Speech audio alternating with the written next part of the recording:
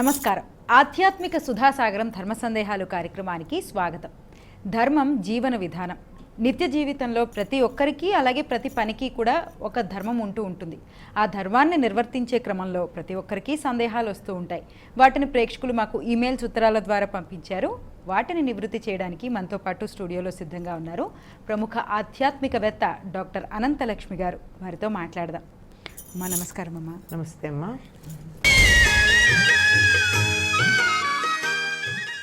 అమ్మ మొదటి ఉత్తరం చూద్దాం.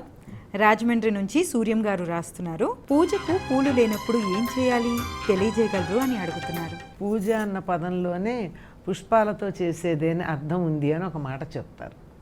సరే, ఆ పుష్పాలు అన్నవి మనం అనుకున్నటువంటివి కానప్పుడు కొన్ని రకాల పుష్పాలు ఉన్నాయి అని చెప్తారు. అహింస ప్రథమం పుష్పం, పుష్పం ఇంద్రియ నిగ్రహం అని అలా 8 రకాల పుష్పాల గురించి శాంతి, దయ మొదలైనటువంటి సత్యము మొదలైనటువంటివన్నీ కూడా పుష్పాలుగానే మనం భావించి భగవంతుడికి సమర్పణ చేయొచ్చు. ఇది మానసికంగా చేసేటటువంటి పూజ. కానీ మేము భౌతికంగా చేతులతో పూజ చేస్తున్నాం.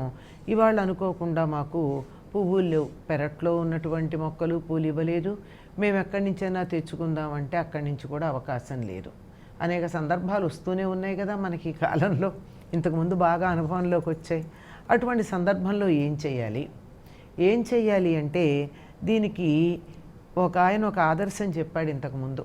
విష్ణు చిత్తుల వారు పాండ్యరాజు సభలో అన్నిటికన్నా చాలా వేగంగా ముక్తి నొసగే మార్గం ఏది అన్న దాని మీద చర్చ జరుగుతుంటే విష్ణువు ఉపాసన మాత్రమే అని చెప్పి ఆయన ప్రతిపాదించి ఆయన దగ్గర పాండ్యరాజు యొక్క మెప్పుని పొందాడు.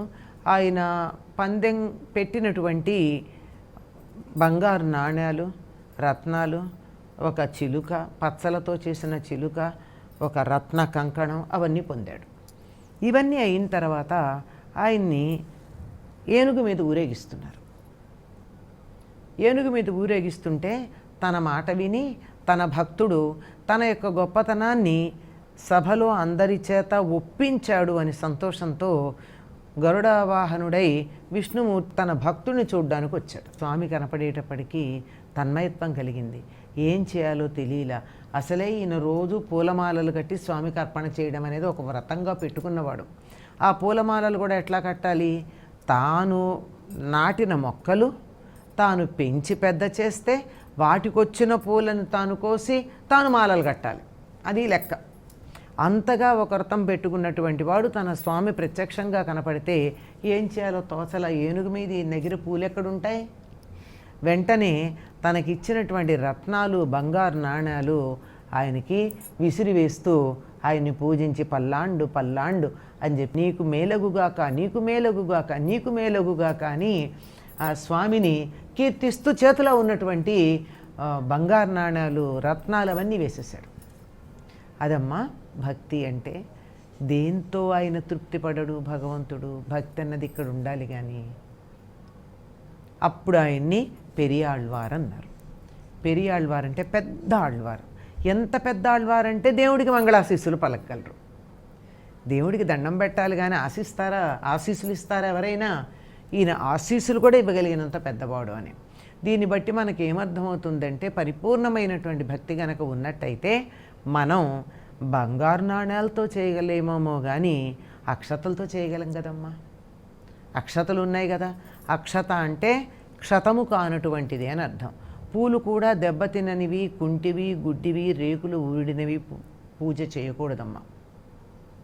రేకులు పూజనే చేయకూడదు. సాధారణంగా మనం ఈ కాలంలో చూస్తున్నాము, గులాబీ పూల రేకులు తీసి పూజ చేస్తూ ఉంటారు. ఎట్టి పరిస్థితుల్లో గులాబీ రేకులతో పూజ చేయకూడదు. అలంకారానికి వాడితే వాడుకోవాలి కానీ రేకులు పనికిరావు. ఒక్క చామంతి రేకులు పనికొస్తాయి. ఎందుకు పనికొస్తాయంటే చామంతి రేకు ప్రతిదీ కూడా ఒక పువ్వు. చామంతి పువ్వు ఒక పూల గుత్తి. అంచేత ఒక్క చామంతి రేకులు తప్ప మిగిలిన ఏ రేకులు కూడా లేక రేఖలు కూడా పూజకి పనికి రావు, ముక్కలవు. క్షతము కాని వాటితో పూజ చేయాలి. దెబ్బతినటువంటి పూలు కానీ అలాగే దెబ్బతినటువంటి బియ్యం, తండులం అంటారు. బియ్యం తీసుకుని చక్కగా మెరికలుగా ఉన్నటువంటివి తీసుకుని నడుం విరిగినవి కాక నూకలు కాక గట్టిగా ఉన్నటువంటి బియ్యం తీసుకుని వాటిని వీలైతే ఆవు నెయ్యి లేకపోతే మామూలు నెయ్యి లేదంటే కొద్దిగా నూనె నువ్వుల నూనె తీసుకుని పసుపుతో వాటిని కలిపినట్టయితే చక్కగా పచ్చగా ఉంటాయి. అటువంటి అక్షతలతో పూజ చేయొచ్చు. పూలు లేవు గనక పూజ మానేశాను అనేది పద్ధతి కాదు. అది పూజ మానేయడానికి ఒక వంకగా మనం పెట్టుకోకూడదు. మానసికంగా అహింసా ప్రథమో పుష్ప, చెట్టుకు పువ్వు కొయ్యలేదు ఇవాళ, చెట్టును కూడా హింసించలేదు, ఇదే మొదటి పుష్పం వరకు అని చెప్దాం. వరుసగా చెప్పేటటువంటి గుణాలన్నీ ఏవైతే ఉన్నాయో అవన్నీ కూడా మనం అర్పించినట్టయితే అది మానసికమైనటువంటి పూజ. భౌతికంగా చేత్తో చేసేటప్పుడు అక్షతలు దాని బదులు వాడచ్చు. అంతేగాని పూల రేకులు కానీ ప్లాస్టిక్ పూలు కానీ వాడకూడదు. అమ్మా మరో ఉత్తరం చూద్దాం. నూజివీడు నుంచి జ్యోతి గారు రాస్తున్నారు. నల్లదారం సంప్రదాయమా తెలియజేయగలరు అని అడుగుతున్నారు. నలుపు దిష్టిని పోగొడుతుందని, తాము చాలా అందంగా ఉన్నాము దిష్టి తగులుతుంది అని భావించేటటువంటి వారు ఒక్క కాలికి కట్టుకుంటూ ఉంటారు. పిల్లలకు కడతారమ్మా. చిన్నపిల్లలు రూపురేఖలు అందం చందాలు పక్కకు పెడితే పిల్లలు చాలా చక్కగా ముద్దుగా ఉంటారు. వాళ్ళని చూసిన కొద్దీ చూడాలనిపిస్తుంది. వాళ్ళు అందంగా లేకపోయినా బాగుంటారు. మన లెక్క ప్రకారం కొలతల ప్రకారం తెల్లగా ఉండాలి, ఇంత కళ్ళు ఉండాలి, ఇలా ఉండాలి, ఇలా ఉండాలి అని లెక్కలు ఉంటాయి. ఈ లెక్కలు ఏమీ లేకపోయినా చాలా అందంగా అనిపిస్తూ చూసిన కొద్దీ చూడాలనిపిస్తూ ముద్దులు గొలుపుతూ ఉంటారు కనుక పిల్లలకి కాళ్ళకి చేతులకి నల్లదారం కడుతూ ఉంటారు. అంతే, దృష్టి దోషం తొలగడం కోసం కట్టడమే.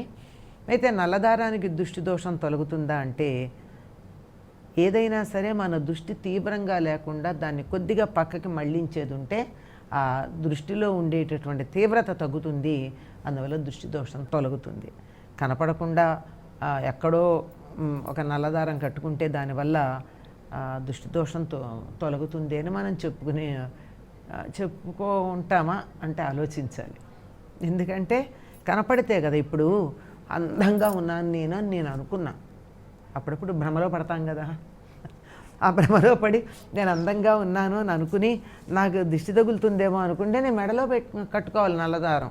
చూడంగానే నల్లదారం కనపడి నా అందమైనటువంటి మొహం వైపు ఉన్న దృష్టి దారం వైపు మళ్ళుతుంది. అందువల్ల దృష్టి దోష పరిహారానికి కట్టుకుంటూ ఉంటారమ్మా. అమ్మ అనుబంధ ప్రశ్న. ఇప్పుడు మీరు అన్నారు కదా కనిపిస్తేనే అది దిష్టి తొలగుతుంది అని. అరికాల్లో కూడా నల్ల చుక్క పెట్టుకుంటూ ఉంటారు. ఎవరికంటే పిల్లలకి పెడతారమ్మా, పెద్దవాళ్ళకి ఎందుకు? పెద్దవాళ్ళు పెట్టుకుంటూ ఈ భ్రమలు. ఆ ముయ్యాల్లో పడుకున్న పిల్లవాడు ఇలా చెయ్యి కాలు ఇలా ఎత్తేటప్పటికే అరికాల్లో ఉన్నటువంటి చుక్క కనపడుతుంది. మొహం మీద ఇలా తుడుచుకోవచ్చు, బొగ్గ మీద కూడా తుడిస్తే పోయి ఉండొచ్చు, కానీ అరికాల్లో అది పోదు కదా, అందుకని పెడతారు. చెప్పాగా నేను చాలా అందంగా ఉన్నాను, నాకు దిష్టి తగులుతుంది అనేటటువంటి ఒక భ్రమ ఉంటుంది. ఆ భ్రమ వల్ల పెట్టుకుంటారు. అమ్మ మరో ఉత్తరం చూద్దాం. బెంగళూరు నుంచి గణపతి గారు రాస్తున్నారు. ఇంట్లో ఎవరైనా చనిపోతే పూజలు ఎప్పటి వరకు చేయకూడదు తెలియచేయగలరు అని అడుగుతున్నారు. ఈ విషయం మీకు మీ పురోహితుడు చెప్పుంటాడు. చివరి కార్యాలు ఏవైతే ఉంటాయో అంత్య సంస్కారం అవన్నీ నిర్వర్తించినటువంటి వాళ్ళు చెప్తారు. ఎవరైతే పితృకార్యం నిర్వర్తిస్తారో వాళ్లకు ఉంటాయి నియమాలు, అందరికీ కాదు. ఒక ఇంట్లో ఒక పెద్ద ఆయన పోయారు, ఆయన కొడుకు చేస్తాడు, కర్మకాండలు నిర్వర్తిస్తాడు.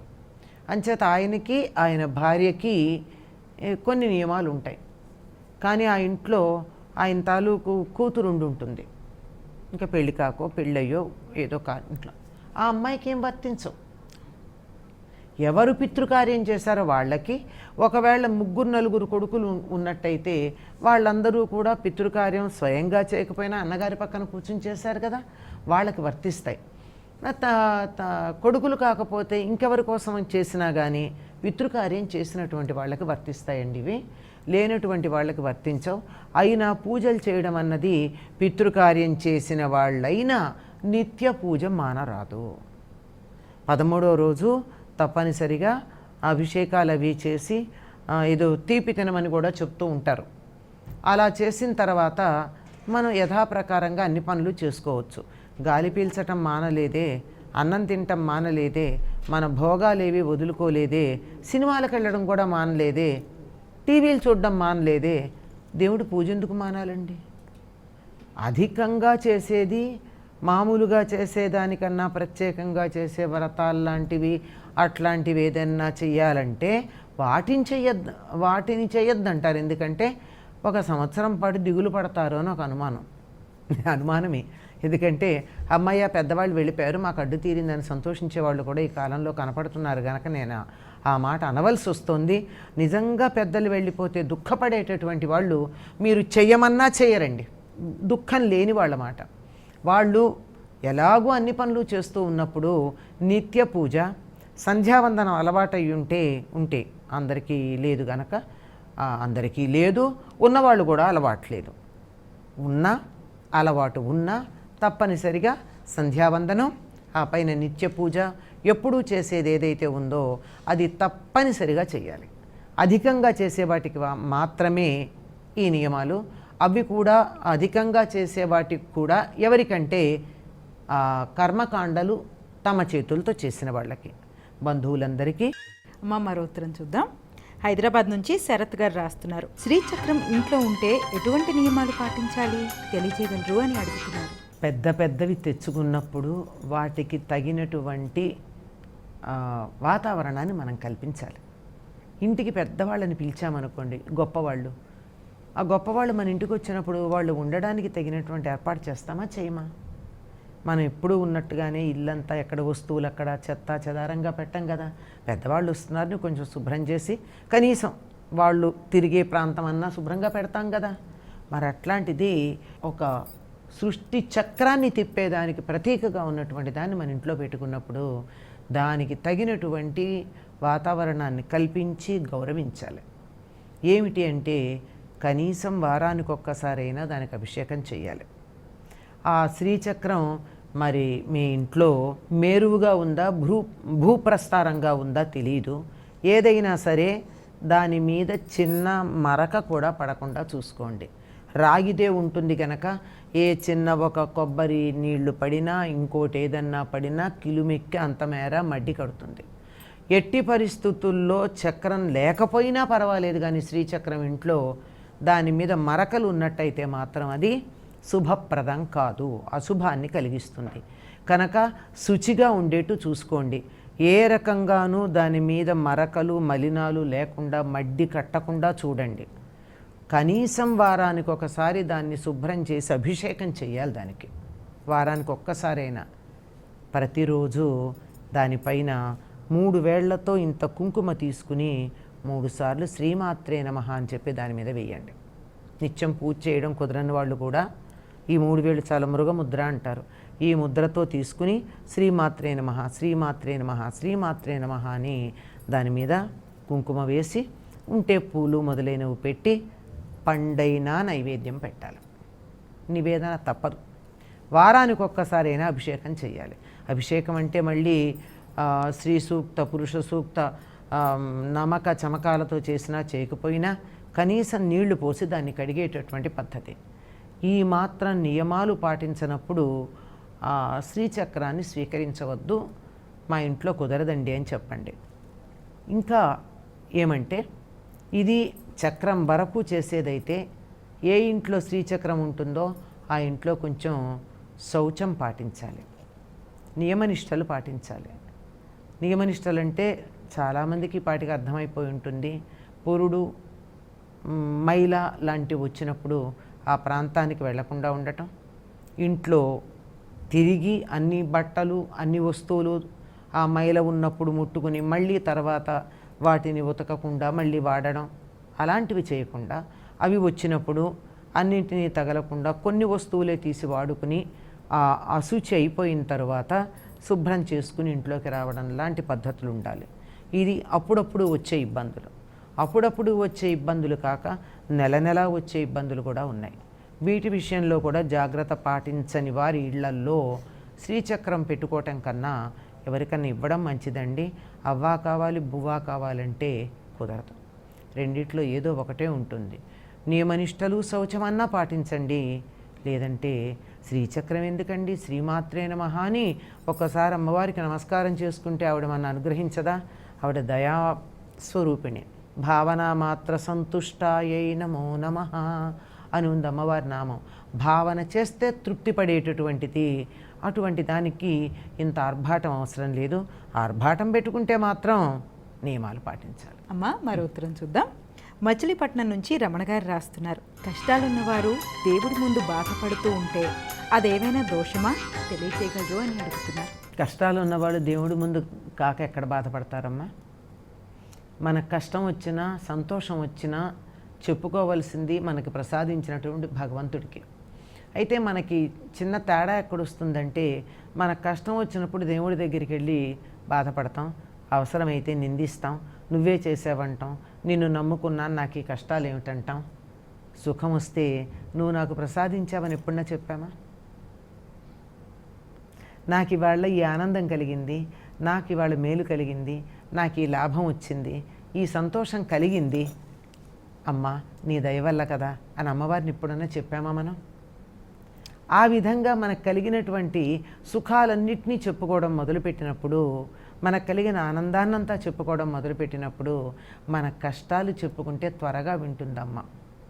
అమ్మైనా అంతే, అయ్యైనా అంతే. అయితే నేను సుఖాలు చెప్పలేదు కనుక కష్టాలు చెప్తే వినరా అని సందేహం అక్కర్లా. అయినా వింటారు. కొంచెం తేడా ఉంటుందంతే. త్వరగా వినడానికి, వెంటనే ప్రతిస్పందించటానికి, కొంచెం ఏమిటో అడుగుతున్నాడు అని ఆలోచించి ప్రతిస్పందించడానికి చిన్న తేడా ఉంటుంది. అందువల్ల మనకి కష్టం వచ్చినా సుఖం వచ్చినా ఇచ్చింది భగవంతుడే అని అనుకుని, వచ్చినప్పుడు సంతోషం ప్రకటిస్తూ కృతజ్ఞత చెబుతూ, కష్టం వచ్చినప్పుడు నిన్ను నమ్ముకున్నాను, నాకు ఇది ఎందుకు వచ్చిందో, దీన్ని దాటేటటువంటి ఉపాయం నువ్వే మాకు ఇవ్వవలసింది అని ప్రార్థించినట్టయితే దాటి వెళ్లకుండా ఉండలేం. తప్పనిసరిగా కష్టం నుంచి మనం దాటడం జరుగుతుంది. ఇక్కడ ఇంకొక ప్రధానమైన విషయం చెప్పాల్సింది ఏమిటంటే, ఇతరులకి మన కష్టాలు చెప్పుకునే కన్నా దేవుడికి చెప్పుకోవడం సుఖం. ఎందుకంటే ఈ కష్టం నుంచి వాళ్ళ కాకపోతే రేపు గట్టెక్కుతాం, కానీ మానవులు దాన్ని గుర్తు చేస్తూ ఉంటారు, లేదా ఆ కష్టం గురించి ఏదో సందర్భంలో ఇతరులకి చెప్తారు, మనం పొందినటువంటి దీనావస్థను గురించి ప్రచారం చేస్తారు. మనం ఆ స్థితి నుంచి బయటకు వచ్చినా కానీ ఇతరులు మనని చూసి జాలిపడుతూ ఉంటే చాలా బాధగా ఉంటుంది. లోకంలో భరించలేనిది ఏమిటంటే ఇతరులు మనని చూసి జాలిపడటం. అదొక్కటే మనిషికి చాలా కష్టం భరించటం. అటువంటి పరిస్థితి రాకుండా ఉండాలంటే మనకు కష్టం వస్తే దేవుడికి చెప్పుకోండి. మొదటి విషయం ఏమిటంటే ఆయన మరెవరికి చెప్పడు. అది మొదటి సంగతి. రెండోది, పరిష్కారం చూపించగలిగినటువంటి శక్తి సామర్థ్యాలు ఉన్నాయి. ఆయన మళ్ళీ మనం కోరిన రూపం శంఖం చక్రం గదా ధరించి విష్ణుమూర్తిగానో, పాశాంకుశాలు ధనుర్బాణాలు ధరించి అమ్మవారిలాగానో వస్తారని చెప్పలేం. కానీ సాటి మానవుడుగా మనకి సహాయం చేసేటటువంటి అవకాశం ఉంది. లేదంటే ఈ కష్టాన్ని తట్టుకోగలిగినటువంటి సామర్థ్యాన్ని ఇస్తాడు. కష్టాలు రాకుండా ఉండవు మనుషులన్నాక. కాకపోతే కొంతమంది తట్టుకుంటారు, కొంతమంది తట్టుకోలేరు. అందరికీ నాకు కష్టం లేదు అని అన్న వాళ్ళని ఒకళ్ళని చెప్పండి, తప్పనిసరిగా ఉంటుంది. చిన్నదో పెద్దదో ఏదో రకంగా ఏ స్థాయిలో అయినా ఉంటుంది. ఆ ఉన్నదాన్ని తట్టుకోగలిగిన స్థితి ఉన్నవాళ్ళు కష్టాలు లేవనుకుంటారు, తట్టుకోలేనప్పుడు కష్టం అనుకుంటారు. కనుక తట్టుకోగలిగిన స్థితి ఇచ్చి మనని దాని నుంచి దూరం చేయగలిగినటువంటిది భగవంతుడు ఒక్కడే. గనక మన కష్టాలన్నీ ఆయన దగ్గరే చెప్పుకుందాం. నువ్వు తీర్చేయమని అడగద్దు, తీరే ఉపాయం చెప్పమని అడుగుదాం, తప్పనిసరిగా తీరుతాయి. ఇతరులతో చెప్పుకునే కన్నా దైవంతో చెప్పుకోవడం పరమశ్రేష్టం. అమ్మ, నిత్య జీవితంలో నిత్య కర్మలు ఆచరించేటప్పుడు ప్రేక్షకులకు అందరికీ కూడా ఇటువంటి సందేహాలు వస్తూ ఉంటాయి. కొంతమంది ఉత్తరాల ద్వారా రాశారు. వాటన్నిటికీ శాస్త్రీయ సమాధానాలను తెలియజేసినందుకు ధన్యవాదాలమ్మా. సంతోషం.